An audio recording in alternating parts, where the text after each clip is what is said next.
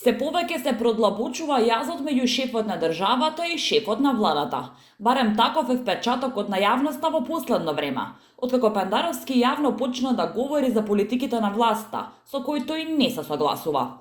Последна од низата изјави е онаа на председателот, каде јавно кажува дека доколку би се соочил со ситуација каква што е Филипче, веднаш би поднел оставка. Со тоа се поставува прашањето дали Пендаровски му откажува послушност на Заев. Ако ме прашувате лично, кога не дај Боже би бил ја или било јас конкретно во таква ситуација, тие што ме познаваат го знаат одговорот, ја не би чекал ни секунд. Би поднеле оставка од морални причини. Од морални причини, да. Пендаровски не се двоумеше ни директно да ја посочи апсурдноста со Кичеец, кој иако е во затвор, направи сообраќајка, па се најде во притвор. Но не е само тоа. На само неколку месеци пред одржување на локалните избори, шефот на државата во интервјута за 360 степени гласно кажа дека мал е бројот на актуелни градоначалници кои добро си ја вршеле работата.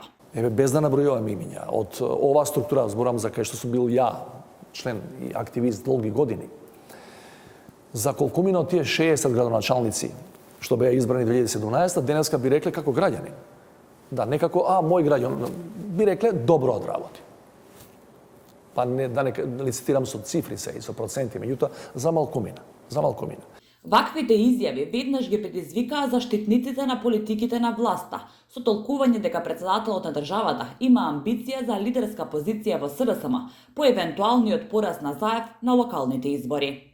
Дека има конфликт меѓу првиот човек на државата и првиот човек на владата. Смета и долгогодишниот новинар Геровски, кој биле дека според него не очекува Пендаровски да добие втор мандат од СДСМ за председателското место. Тој е посериозен атак деновиве од јуричниците на пропагандата на СДСМ, што ни кажува дека таму има сепак малку посериозен конфликт. Конфликтот е разбирлив. Председател Пендаровски се обидува да воспостави некаква позиција која ќе биде блиску до некаква нормалност. Тој е кандидат на СДСМ, победник на председателски избори. Веројатно нема да биде кандидат на СДСМ на следните избори.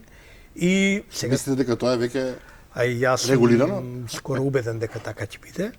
И покрај сива коментари и изјави, сепак, шефот на државата демантира дека имал несогласување со владата. Во изјава за Дојче Веле на македонски, Пендаровски тврди дека е добар нивниот однос.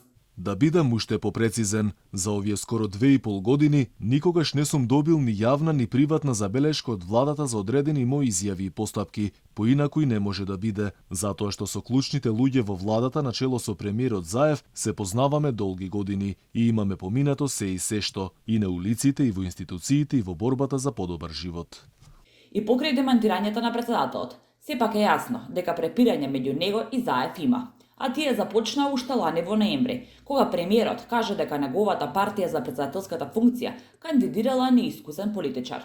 Заев тогаш во интервјуто за бугарската агенција БГНС оценките на шефот на државата дека денешната бугарска политика нема излезена од матрицата на Тодор Живков ги припиша на неговото недоволно политичко искуство. Потоа следуваа несогласување околу личните документи. Односно, Пендаровски рече дека лично не се согласува со етничката припадност за таа да биде впишана во личните карти, што беше владен проект. Препукување имаше и околу законот за девоградби, кој иако Заев се залагаше за него, Пендаровски одбиваше да го потпише.